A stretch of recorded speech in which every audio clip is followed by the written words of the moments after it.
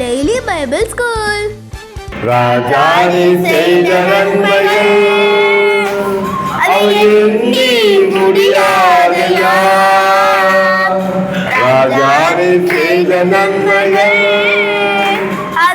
எண்ணி முடியாதையா. ஏறெடுப்பே நன்றி பலி என் ஜீவனாலெல்லாம். நானே ஏறெடுப்பேன் நன்றி பலி என் ஜீவனாலெல்லாம். ஆண்டவரே நன்றி அப்பா. நான் நன்றி பலியை செலுத்துகிறோம் ஐயா. துதிகளை செலுத்துகிறோம். காலைதோறும் புதிய கிருபைகளை தருகிற தேவன் அப்பா. நீ நன்மை என்ற பாரத்தை சுமத்துகிறவரே வா. காலைதோறும் எழுப்புகிறவர் தேவன் அப்பா. நீங்க உங்க நன்றி. தட்டி தட்டி எழுப்பி புது கிருபை தந்தீரையா. அதிகாலை நேரம் தட்டி தட்டி எழுப்பி புது கிருபை தந்தீரையா. ஆனந்த மழையில் நனைந்து நனைந்து தினம் நன்றி சொல்ல வைத்தீரையா. ஆனந்த மழையில் நனைந்து நனைந்து தினம் நன்றி சொல்ல வைத்தீரையா.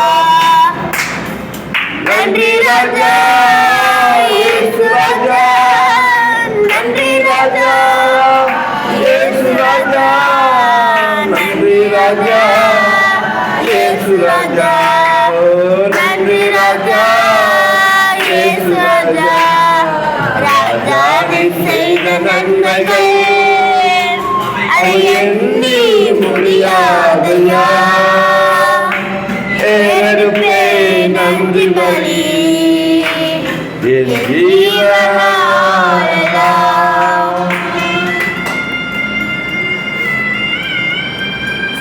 என் உயிருள்ள நாட்கள் எல்லாம் நாங்கள் கர்த்தரை துதிப்போம் ராஜா. உன் நாமத்தை நம்ம சங்கீதங்களை பாடுவோம் ராஜா. நாமத்தை கீர்த்தனம் பண்ணுவோம் ஆண்டவரே. உன் நாமத்தை உயர்த்துவோம். அருந்திட புரிந்திட உன் வெளிச்சம் தந்தீரையா. வேதத்தின் ரகசியம் அறிந்திட புரிந்திட உன் வெளிச்சம் தந்தீரையா. பாரும் அமர்ந்து நான் உன் குரல் கேட்டும் பாக்கியம் தந்தீரையா. பாரும் அமர்ந்து நான் உன் குரல் கேட்டும் பாக்கியம் தந்தீரையா. நன்றி ராஜா இயேசு ராஜா. நன்றி ராஜா இயேசு ராஜா. நன்றி ராஜா இயேசு ராஜா. நன்றி ராஜா இயேசு ராஜா. ராஜாவே செய்த நன்மைகள் எண்ணி முடியாதையா. ஏறெடுப்பே நன்றி பலி என் ஜீவனுள்ள நாளெல்லாம். நான் ஏறெடுப்பே நன்றி பலி என் ஜீவனுள்ள நாளெல்லாம். அந்த துதிக்கு பாத்திரராக கண்மலையே துதிக்கிறோம் ஐயா. போற்றுகிறோம், மகிழ்கிறோம். நாளும் உணவு உடை தந்து பாதுகாத்து வந்தீரையா. ஒவ்வொரு நாளும் உணவு உடை தந்து பாதுகாத்து வந்தீரையா. தந்து ஒரு குறை நின்று வழிநடத்தி வந்தீரையா. குடல் சுரம் தந்து ஒரு குறை நின்று வழிநடத்தி வந்தீரையா. நன்றி ராஜா இயேசு ராஜா. நன்றி ராஜா இயேசு ராஜா. நன்றி ராஜா இயேசு ராஜா. நன்றி ராஜா இயேசு ராஜா. ராஜாவே செய்த நன்மைகள் எண்ணி முடியாதையா. நன்றி பலி ஜீவனுள்ள நாளெல்லாம் ஏறெடுப்பேன் நன்றி பலி. என் ஜீவனுள்ள நாளெல்லாம். உயிரோடு இருந்தவரே ஆராதிக்கிறோம் அப்பா. மரணத்தை ஜெயித்தவரே, கடல் மேல் நடந்தவரே ஆராதிக்கிறோம். ஸ்தோத்திரம் ஸ்தோத்திரம் ராஜா. துன்பத்தின் பாதையில் ஆண்டவரே, துன்பத்தின் பாதையில் நடந்த நாளில் தூக்கி சென்றீரையா. துன்பத்தின் பாதையில் நடந்த நாளில் தூக்கி சென்றீரையா. அன்பரும் கரத்தால் அழைத்து அழைத்து தீரும் ஆறுதல் தந்தீரையா. அன்பரும் கரத்தால் அழைத்து அழைத்து தீரும் அதிசயம் செய்வீரையா. நன்றி ராஜா இயேசு ராஜா, நன்றி ராஜா இயேசு ராஜா, நன்றி ராஜா இயேசு ராஜா. ஆவியானவரே, நன்றி ராஜா இயேசு ராஜா. ராஜானை செய்த நன்மைகள் அவை எண்ணி முடியாதையா. நான் யோவான் 9ஆம் அதிகாரம் 1ஆம் வசனம். அவர் அப்புறம் போகையில் பிறவி குருடனாகிய ஒரு மனுஷனை கண்டார். அப்பொழுது அவருடைய சீஷர்கள் அவரை நோக்கி, ரஃபி, இவன் குருடனாய் பிறந்தது யார் செய்த பாவம்? இவன் செய்த பாவமோ, இவனை பெற்றவர்கள் செய்த பாவமோ என்று கேட்டார்கள். 3ஆம் வசனம். இயேசு பிரதியுத்தரமாக, அது இவன் செய்த பாவம் அல்ல, இவனை பெற்றவர்கள் செய்த பாவம் அல்ல. தேவனுடைய கிரியைகள் இவனிடத்தில் வெளிப்படும் பொருட்டு இப்படி பிறந்தான். 4ஆம் வசனம். பகற்காலம் இருக்கும் மட்டும் நான் என்னை அனுப்பினவருடைய கிரியைகளை செய்ய வேண்டும். ஒருவனும் கிரியை செய்யக்கூடாத ராக்காலம் வருகிறது. 5ஆம் வசனம். நான் உலகத்தில் இருக்கையில் உலகத்திற்கு ஒளியாயிருக்கிறேன் என்றார். 6ஆம் வசனம். இவைகளை சொல்லி அவர் தரையிலே துப்பி உமிழ்நீரினால் சேறுண்டாக்கி அந்த சேற்றை குருடனுடைய கண்களின் மேல் பூசி 7ஆம் வசனம். நீ போய் சிலோவாம் குளத்திலே கழுவு என்றார். சிலோவாம் என்பதற்கு அனுப்பப்பட்டவன் என்று அர்த்தமாம். அப்படியே அவன் போய் கழுவி பார்வை அடைந்தவனாய் திரும்பி வந்தான். 8ஆம் வசனம். அப்பொழுது அயலகத்தாரும் அவன் குருடனாய் இருக்கையில் அவனை கண்டித்தவர்களும், இவன் உட்கார்ந்து பிச்சை கேட்டு கொண்டிருந்தவன் அல்லவா என்றார்கள்.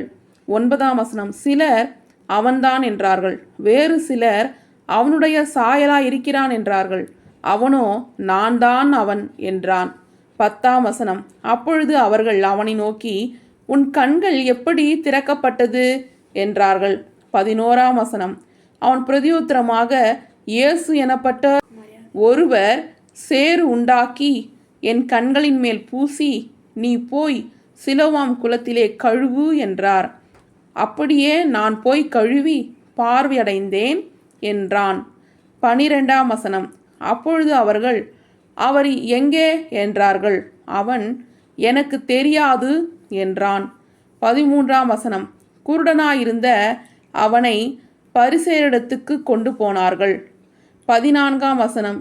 இயேசு சேறு உண்டாக்கி அவன் கண்களை திறந்த நாள் ஓய்வு நாளாய் இருந்தது.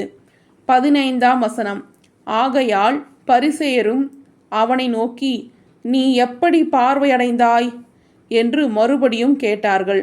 அதற்கு அவன், அவர் என் கண்களின் மேல் சேற்றை பூசினார், நான் கழுவினேன், காண்கின்றேன் என்றான்.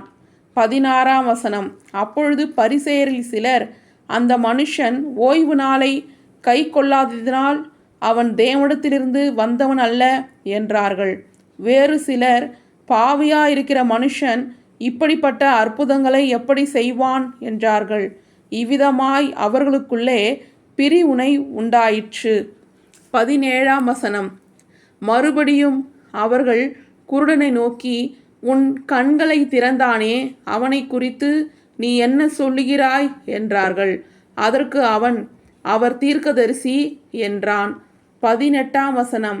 அவன் குருடனாயிருந்து பார்வை அடைந்ததை யூதர்கள் நம்பாமல் பார்வை அடைந்தவனுடைய தாய் தகப்பன்மாரை அழைப்பித்து 19ஆம் வசனம். அவர்களை நோக்கி, உங்கள் குமாரன் குருடனாய் பிறந்தான் என்று சொல்லுகிறீர்களே, அவன் இவன்தானா? இவனானால் இப்பொழுது இவன் எப்படி பார்வை அடைந்தான் என்று கேட்டார்கள். 20ஆம் வசனம். தாய் தகப்பன்மான் பிரதியுத்தரமாக, இவன் எங்கள் குமாரன்தான் என்றும் குருடனாய் பிறந்தான் என்றும் எங்களுக்கு தெரியும். 21ஆம் வசனம். இப்பொழுது இவன் பார்வையடைந்த வகை எங்களுக்கு தெரியாது. இவன் கண்களை திறந்தவன் இன்னான் என்பதும் எங்களுக்கு தெரியாது. இவன் வயதுள்ளவனாயிருக்கிறான். இவனை கேளுங்கள், இவனே சொல்லுவான் என்றார்கள். 22ஆம் வசனம். அவனுடைய தாய் தகப்பன்மார் யூதர்களுக்கு பயந்ததினால் இப்படி சொன்னார்கள். ஏனெனில் இயேசுவை கிறிஸ்து என்று எவனாவது அறிக்கை பண்ணினால் அவனை ஜெப ஆலயத்துக்கு புறம்பாக்க வேண்டுமென்று யூதர்கள் அதற்கு முன்னமே கட்டுப்பாடு செய்திருந்தார்கள். 23ஆம் வசனம். அதன் நிமித்தம் இவன் வயதுள்ளவனாயிருக்கிறான், இவனையே கேளுங்கள் என்று அவன் தாய் தகப்பன்மார் சொன்னார்கள். 24ஆம் வசனம்.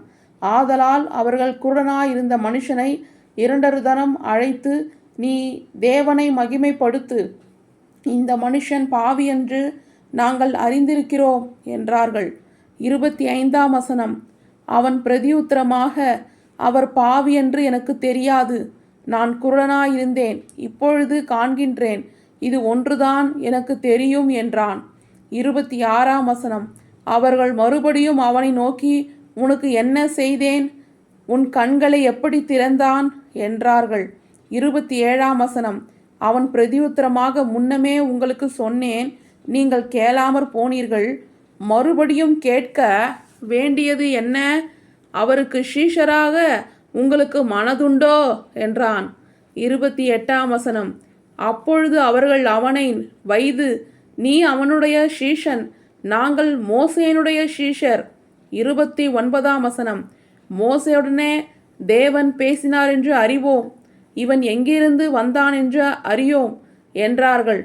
30ஆம் வசனம். அதற்கு அந்த மனிதன், அவர் என் கண்களை திறந்திருந்தும் அவர் எங்கிருந்து வந்தாரென்று நீங்கள் அறியாதிருக்கிறது ஆச்சரியமான காரியம்.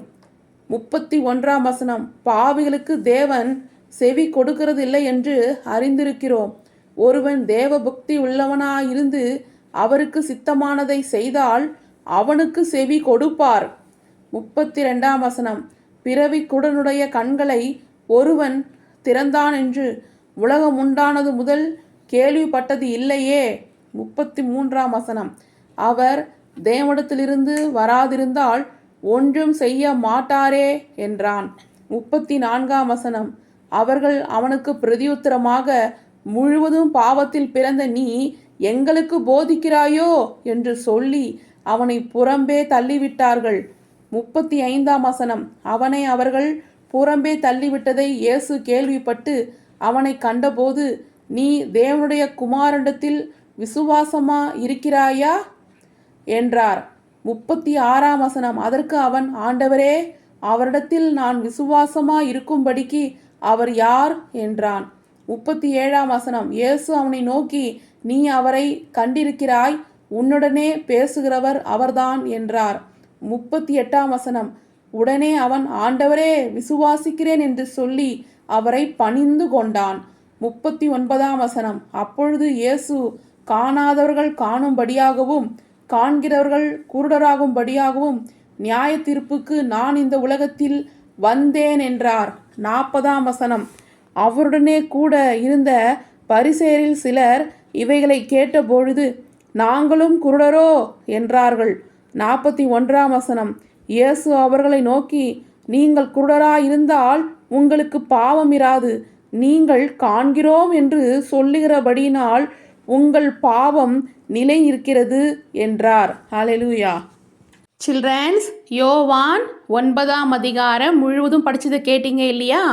யோவான் 9ஆம் அதிகாரம் 31ஆம் வசனத்தில் என்ன எழுதியிருக்கு? பாவிகளுக்கு தேவன் செவி கொடுக்கிறது இல்லை என்று அறிந்திருக்கிறோம்.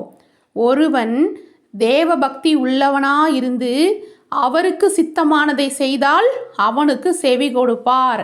ஆமேன். பார்த்தீங்கன்னா இந்த வார்த்தையை சொல்கிறது யாரு? ஒரு பிறவி குருடன் ஏசப்பாவால் சுகம் பெற்ற பொழுது பரிசேயர்கள் எல்லாரும் அவனை துருவி துருவி கேள்வி கேட்குறாங்க. நீ எப்படி கண் பார்வையை பெற்றுக்கொண்ட அப்படின்னு பல கேள்விகளை கேட்கும் பொழுது ஒரு பிறவி குருடன் ஏசப்பாவால் பார்வையை பெற்றுக்கொண்டு இந்த வார்த்தையை அவர் சொல்கிறாரு. பாவிகளுக்கு தேவன் செவி கொடுக்கறது இல்லைன்னா, ஆமாம், ஏசப்பா பாவிகளை என்ன பண்ணுறாரு? நேசிக்கிறாரு. ஆனால் அவங்க செய்கிற பாவத்தை என்ன பண்ணுறாரு? வெறுக்கிறாரு. ஏசப்பா பாவிகளை நேசிக்கிற தேவன் தான், ஆனால் பாவத்தை வெறுக்கிற தேவன். பாவிகள் அப்படின்னும் பொழுதே நமக்கு தெரிஞ்சு போச்சு, அவங்க செய்கிற செயல்லாம் எப்படி இருக்கும்? பாவம் நிறைந்ததாக இருக்கும். நம் ஏசப்பா தேவன் பாவத்தை பாராத சுத்த கண்ணர் அப்படின்னு வேதத்தில் எழுதியிருக்கு. ஒரு இடத்துல பாவம் செய்யும் பொழுது அந்த இடத்துல ஏசப்பாவால் இருக்கவே முடியாது. பாவம்னா என்ன? மற்றவங்க பொருளை இச்சிக்கிறது. எக்ஸாம்பிளுக்கு சொல்கிறேன், பாவம்னா நிறைய இருக்குது, இருந்தாலும் உங்களுக்கு புரியணுன்றதுக்காக இந்த எக்ஸாம்பிள் சொல்கிறேன். மற்றவங்க பொருளுக்கு ஆசைப்படுறது பாவம். ஓகேங்களா? இதை யார் செய்வாங்க? பாவிகள் தான் மற்றவங்க பொருளை ஆசைப்படுவாங்க. நீதிமான்கள் மற்றவங்க பொருள் மேலே ஆசைப்படுவாங்களா? ஆசைப்பட மாட்டாங்க. அப்படி அந்த பொருள் வேணும் அப்படின்னா என்ன பண்ணலாம்? ஏசப்பா கிட்ட ஜெபம் பண்ணலாம். ஏசப்பா எனக்கு எக்ஸாமுக்கு ஒரு பென்னு வேணும் அப்படின்னு கேட்குறது தப்பு இல்லை, ஓகேங்களா? ஆனால் அடுத்தவங்க வச்சுட்டுருக்கிற பென்னு தான் வேணும் அப்படின்னு கேட்குறது தவறு. அப்போ பாவிகளுடைய ஜபத்துக்கு ஏசப்பா என்ன பண்ண மாட்டார்? செவி கொடுக்க மாட்டார். ஏன்னா அவங்க தேவனுடைய சித்தத்தின்படி ஜெபிக்க மாட்டாங்க. அடுத்தவங்க பொருளை ஆசைப்படுவாங்க, துன்மார்க்கமான செயல் செய்வாங்க. அதனால அவங்களுடைய ஜபத்தை ஏசப்பா கேட்க மாட்டார். ஆனால் நம்மளாம் யார்? நீதிமான், ஏசப்பாவுடைய ரத்தத்தினால் கழுவப்பட்ட பிள்ளைகள். அப்போ நம்ம அடுத்தவங்க பொருளுக்கு ஆசைப்படுவோமா? கண்டிப்பாக ஆசைப்பட மாட்டோம். ஏசப்பா சொன்ன வார்த்தைக்கு கீழ்ப்படிந்து நடப்போம். அப்போ நம்ம செய்கிற ஜபத்துக்கு ஏசப்பா நிச்சயமாக பதில் தருவார். ஓகேங்களா? புரியுதுங்களா? அப்போ நீங்களாம் யார்? நீதிமான். உங்களுக்கு என்ன வேணும் அப்படின்னாலும் நீங்கள் ஏசப்பா கிட்ட கேட்டிங்கன்னா நிச்சயமாக ஏசப்பா என்ன பண்ணுவார்? கொடுப்பாரு. கொடுக்க மாட்டேன் அப்படின்னு சொல்லவே மாட்டார். ஓகேங்களா? இது நம்ம புரிஞ்சுக்கொள்ளணும். ஏசப்பா நல்லவர் அப்படின்றத தெரிந்து கொள்ளணும். நம்ம பாவ பக்கத்தில் போவே கூடாது. பாவிகளை ஏசப்பா நேசிக்கிறாரு, பாவத்தை வெறுக்கிறாரு அப்படின்னு நம்ம புரிந்து கொள்ளணும். ஓகேங்களா சில்ட்ரன்ஸ்? புரிஞ்சுதுங்களா சில்ட்ரன்ஸ்? இப்போ உங்களை கேள்வி கேட்கலாமா? நீ போய் டேஷ் குளத்திலே கழுவு என்றார். டேஷ் என்பதற்கு அனுப்பப்பட்டவன் என்று அர்த்தமாம். ஆ பெதஸ்தா, ஆ யோர்தான், இ சிலோவாம். சரியான விடையை எழுதி ஆன்ட்டிக்கு அனுப்புங்க. கர்த்தர் உங்களை ஆசீர்வதிப்பார்.